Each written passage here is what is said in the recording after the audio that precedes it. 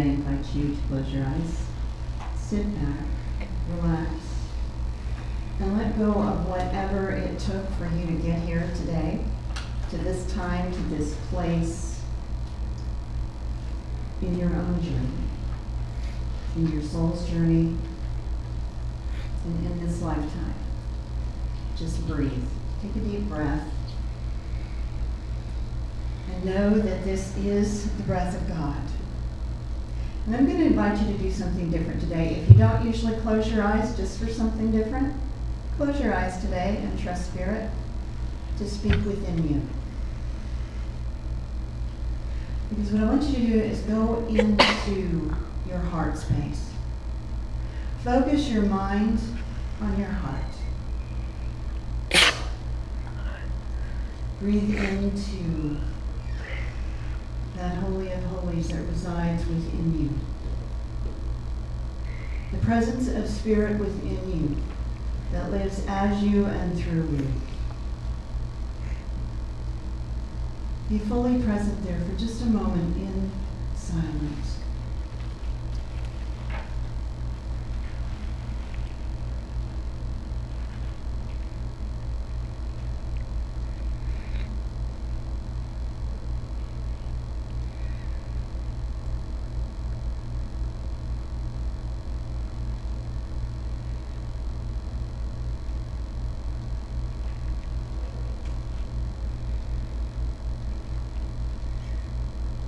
Loving Spirit,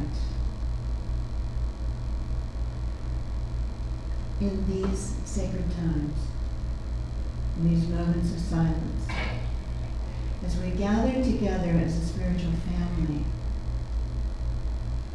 we remember the truth. We remember the truth of who we are and everyone around us. For those we know and love, as well as for those we have never met and never shall. We are divine. Your light and love lives in us, in our minds, in our hearts, bodies, and souls. And as this is true for us, it is true for each and every one of us. Infinite wisdom resides within every person. So as an act of freedom today, to choose in the way of our divinity, we let go. We let go of the need to control, to judge, to manipulate, to demand. We let go and just breathe. Allow your diaphragm to fill, your lungs to fill, your body to fill with the breath of pure spirit, of pure life.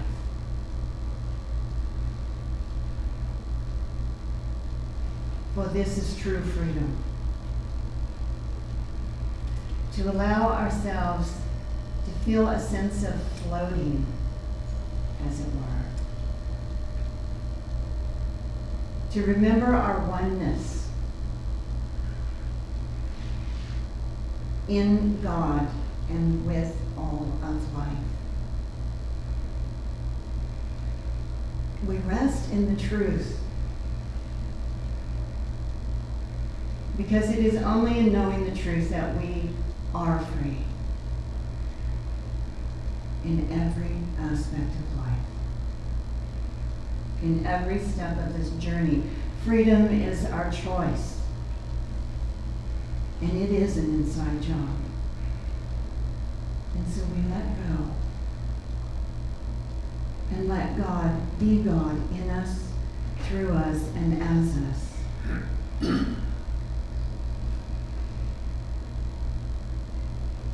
It means that we claim our divine birthright. We are free. We are infinite.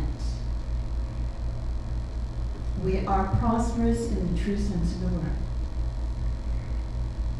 And for this living, loving spirit, we are so grateful. And so it is.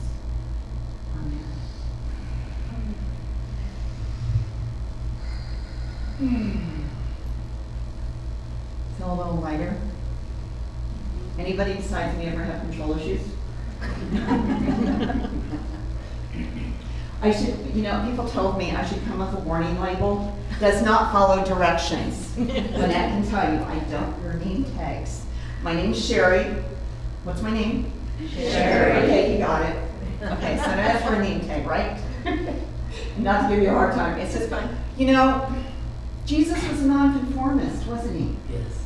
What did he say? Follow me. Yes? And he also had this incredible, prosperous consciousness. And one of the ways he demonstrated this was by the clothes he wore. What was the garment? How did they describe it? Seamless. Seamless, thank you. What does that mean? All one. Oneness. There is no such thing as separation. It's all in our mind. It's part of the programming that we got indoctrinated with years ago. It's been going on for centuries, hasn't it? But it doesn't have to. And that's why when I pray, I ask people to close their eyes, because with our eyes open, guess what? We look separate, don't we? We are individuations. We are God. We are God expressing individually, uniquely. Just like our DNA, like snowflakes. We are these precious gems of spirit, sparkling and expressing with pure light in the world. And if you notice Daily Word this week, how many of you read Daily Word? A lot of you. And I thought, how cool was this? Because to me, it was all pointing at this idea of prosperity as our birthright.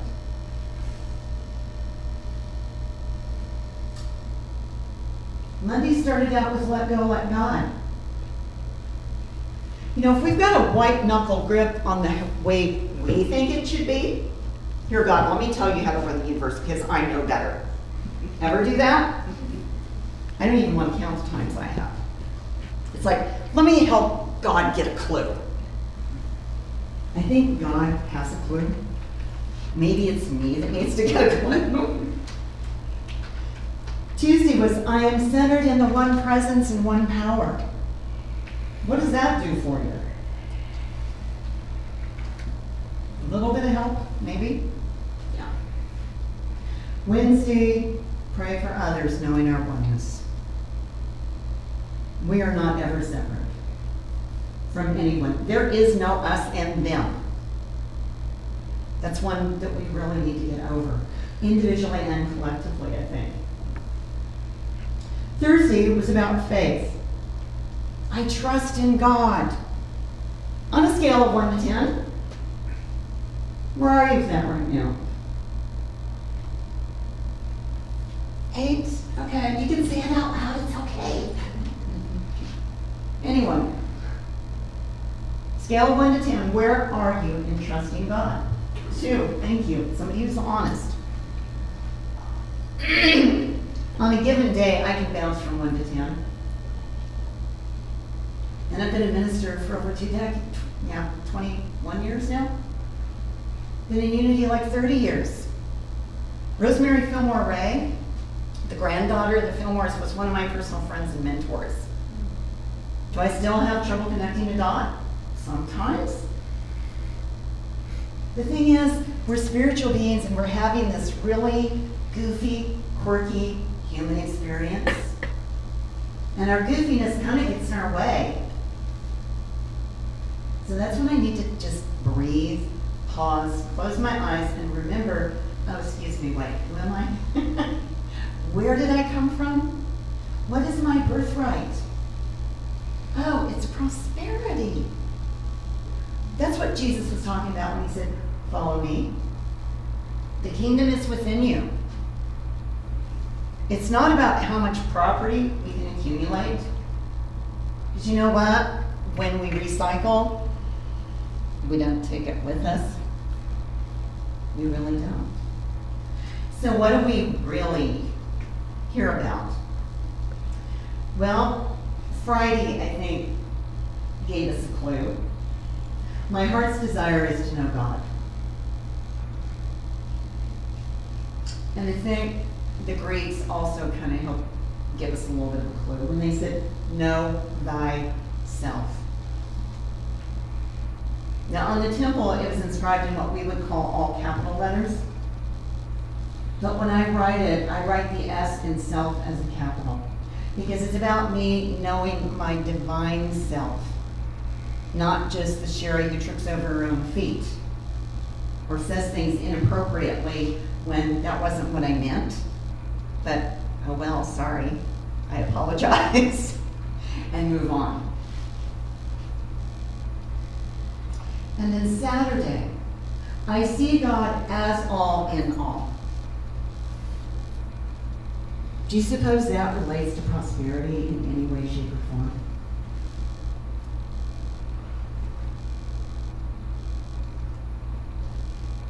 If you can see God in the eyes of every person you meet, including when you look at yourself in the mirror, do you suppose you feel prosperous? Yeah. And then today, I love this, I stopped placing limits on my ability to live the life of my dreams. How many times have I nailed my own feet to the floor? Or believed in other people's limited ideas and beliefs? You know, I have to start taking an honest look at what I believe and revel in the true freedom as I embrace my spiritual identity so I can soar like the eagles. You know, essentially Jesus told us we are eagles, that we're here to spread our wings. And I think for myself, one of the things that I have suffered from time to time, sometimes more often than others, is what I would call spiritual amnesia. I forget, oh, and then I remember, oh, and then I forget, and then I remember. And it's just like, it's almost like a ping pong ball some days. It's just like, oh, I'm divine, oh crap, I'm garbage. And it's, you know, I grew up in a Presbyterian church where we had to get up and say out loud, I am a worm of the dust. It's like, sweet Jesus, where did that come from? Now, here's the thing, I never experienced that until I was older, because my grandmother was my first Sunday school teacher. She was the Presbyterian version of Myrtle Fillmore. She did not teach, honey, that you were a worm in the dust. You were God's child. And so you act like it. And you know who you are in God, in Christ. That the Christ in you is your true identity. And there is nothing too good for you. How's that work? Would that be okay? So let me ask you this. How do you define prosperity? And I want you to talk. How do you define prosperity? Forgiveness. Forgiveness, thank you. Friends. Friends. Peace of mind. Peace of mind, amen. What else? Comfort. Comfort. Love. Love. Abundance. Abundance. What flavor of abundance? Everything. Everything? Everything. Every flavor. How about higher taxes? Is that abundance? Yes. As long as you're going for something good, right? Dying with the most toys wins. Somebody give Rick a poke. Okay, I'll tell you what part of abundance is for me is going to be using these flowers. They're lovely, but I have a sensitivity to lilies. Sometimes we have to make adjustments. How about taking care of yourself? Mentally, emotionally, physically, spiritually. Taking time for prayer and meditation. How about getting enough sleep? Exercise, drinking enough water. God knows we need that in Arizona, don't we? If you're human, you need to drink water. It comes, at this invisible manual. Taking care of ourselves. To me, it's about really listening to my heart's desires. Because for me, prosperity is all-encompassing. And I remember talking with Rosemary from Ray. She and her grandmother and grandfather, their whole family, had such a great prosperity consciousness. And Rosemary made her transition some time back, and I remember she and I sitting out in the grove where her grandmother used to meditate. And she said, life is so good. It's so amazing, and so beautiful, and so abundant. All we have to do is open our eyes, our mind, and our heart. And be present. Prosperity is our birthright. Now, the second year that I was a ministerial student was the senior year. We actually did a 3-year program in 2 years then. That was a thrill. Carrying 22 hours a semester and going year-round. There was nothing like it, let me tell you. And I was a single mom with 2 kids, and it was just like, okay, hold on, here we go. Our senior trip, the highlight of it. Well, first of all, let me set the scene. It was February, and we got to go to Chicago. Ooh, what a thrill. And we had a 1-day blizzard. We were standing right on the edge of the lake in a hotel where you could feel it moving with the wind. And I was like, fun times. But we got to have this amazing experience. And we visited all the different Unity churches in the area. But the one that was my favorite was actually not under the banner of Unity.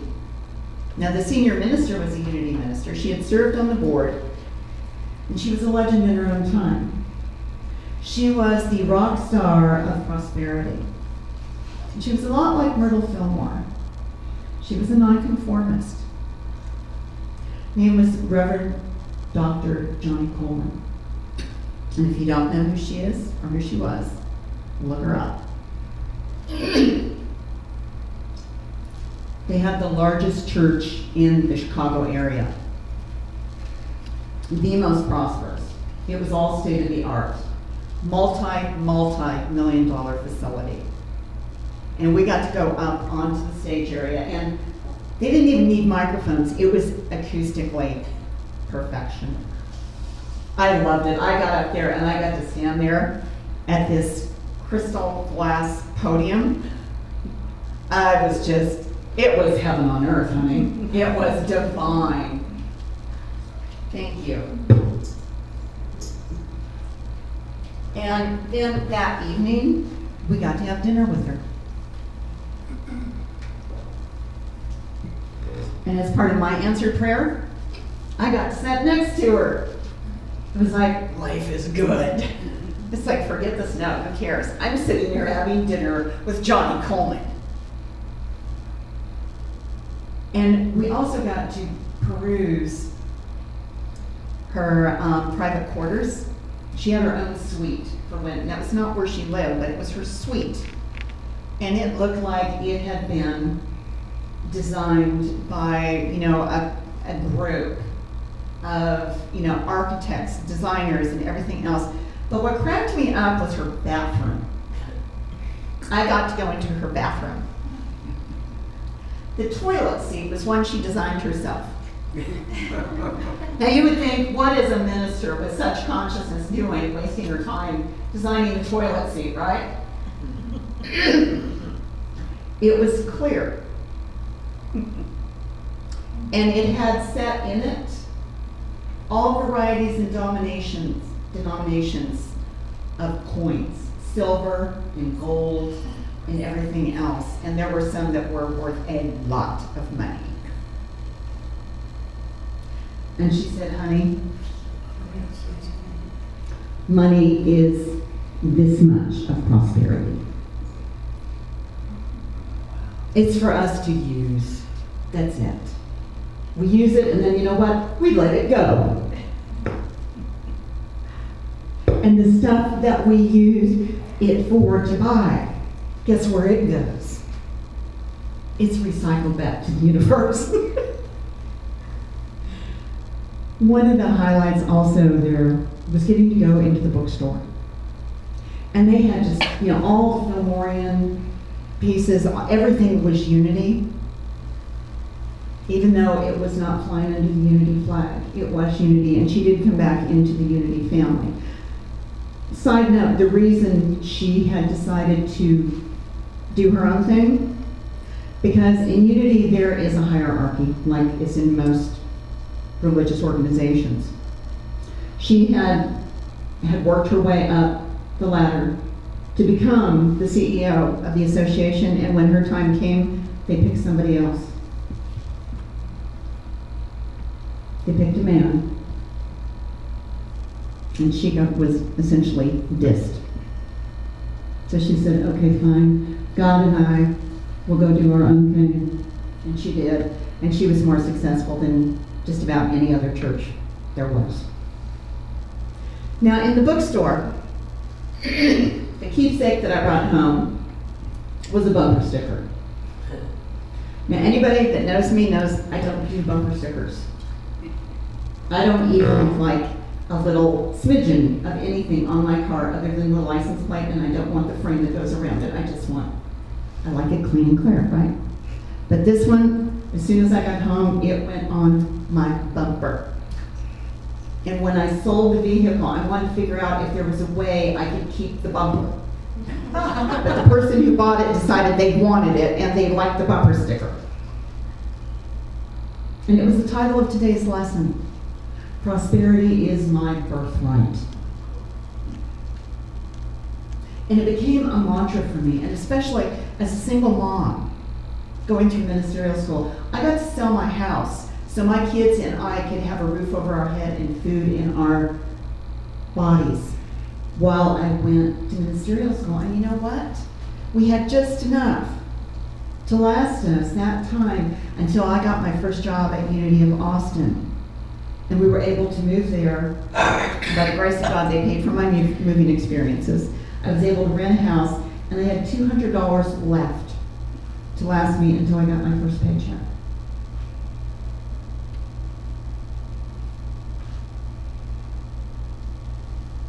Now, let me tell you about two of my favorite characters. You know the story of Joseph and the multicolored coat? I love the Technicolor Dream Coat. Have you seen that?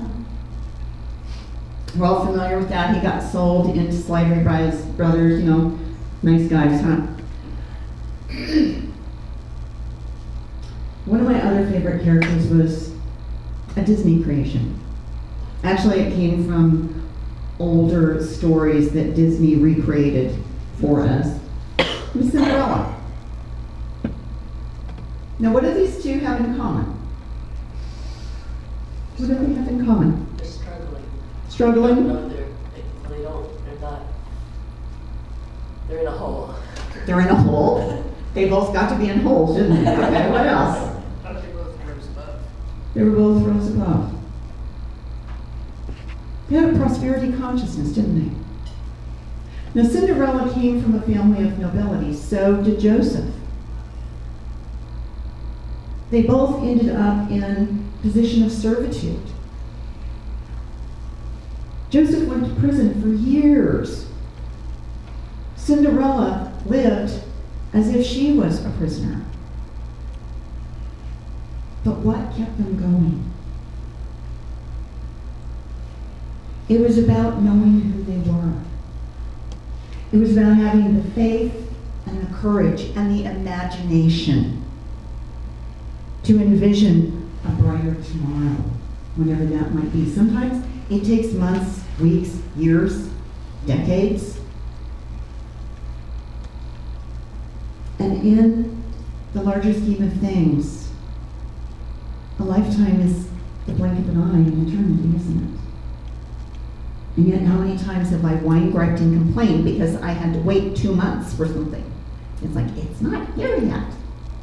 I haven't lost the weight. I haven't done this. I haven't, you know, we all have our stuff that we're working with, and we go through that wrestling match with it. But the beauty of it is we don't have to struggle. We can be at peace. Because you know what? When you look around us, Fillmore said it's as though there is gold dust in the air. Have you ever thought of that? Have you ever done a visualization or heard a meditation like that, where you envision just like, it's like the fairy dust in the cartoons, right? Okay. Well, I'm a visual person, so I brought one of these with me. This is titled The Emerald Forest. And if it looks sparkly, it's because it is. It was a watercolor that I decided to transform. The white frame represents the white light of spirit that is constantly enfolding us, surrounding us, and blessing us throughout our journey. The emerald forest, the richness of the green, represents the prosperity that we live in 24/7 throughout all of eternity. And the sparkles, it's the divine spark within us. We are simply divine and nothing less.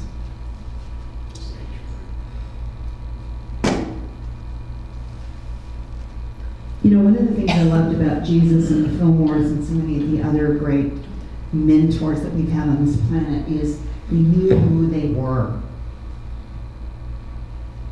And isn't that the key? Of remembering who we are. So there was a painting that I did, and it became the raffle prize for the Unity Women's Retreat about a year and a half ago. I've been involved with it a number of years. And this one is titled Essence. And I put it in a mirrored frame because when you look at that, you see all the colors of the rainbow. And for me, it represents all the ways that Spirit expresses in the world, in life, as us, through nature, through all and every way life is on this earth. And you know what? We're meant to come into full bloom. We are meant to let the rainbow of our gifts and talents come out into full bloom. And you know what? We need reminders. Whether it's the people around us, or a flower, or maybe it's a poster on our wall. We need reminders so we remember who we are. And that we remember that the richness of life is our heritage. We get to remember who and what we are, and what we came for. I actually do look at my notes once in a while over here. Oh, something I wrote down in passing, I thought this was kind of funny, because there's a new movie out about Cinderella, and it looks like it'll be fun. And it's just one more beautiful reminder of our own nobility. And the idea came to me was, do you know that you have a prosperity fairy godmother? Would that be okay? Would you like to meet her? Absolutely. Bring her on. Okay. Guess what? She's already here. She lives in your heart. She is the wisdom in your heart. She is that one within you that knows who you are in truth. That knows and sees. That sees your potential. That knows your gifts and talents. And sees how you struggle. And knows what's up ahead for you. And here's the kicker. It's up to us. It's up to you and me.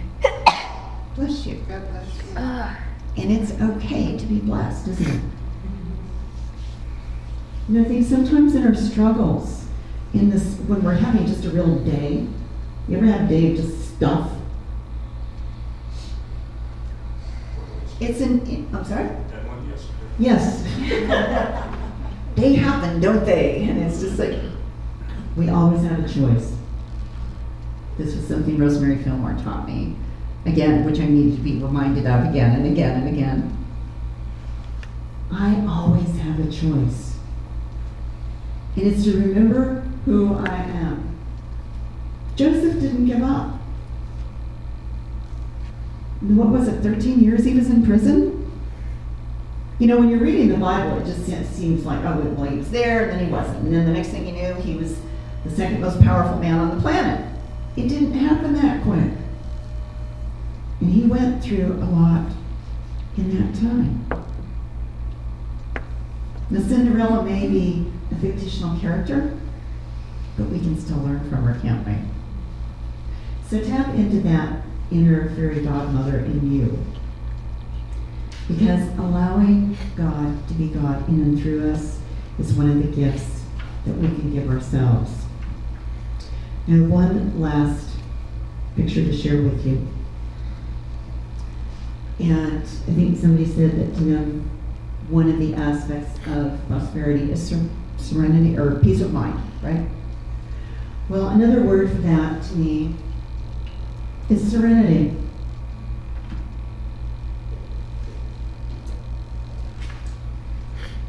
I believe real prosperity must include serenity and peace of mind, joy, love. Jesus put it real simply. He said, I came that you might have life and have it abundantly. So this time I'm going to ask you to just close your eyes for a moment. Just close your eyes. Go into your heart space. Into that Holy of Holies, where your fairy godmother lives. And allow that internal rheostat of light to be turned all the way up to bright, to where you hear the truth loud and clear. And you remember. You remember. Prosperity is my birthright. I have the faith, the courage, the imagination, and the willingness to accept the truth of who I am. I accept it and I celebrate it. And I do so for everyone on this beloved planet. For this, I am so grateful. Thank you, loving, loving Spirit. And so it is. Now. Amen. My prayer for each of you is to remember who you are and act like it. Live like it, celebrate it, enjoy your life, knowing that you are blessed and you are a rich blessing to this beautiful life and planet. God bless you.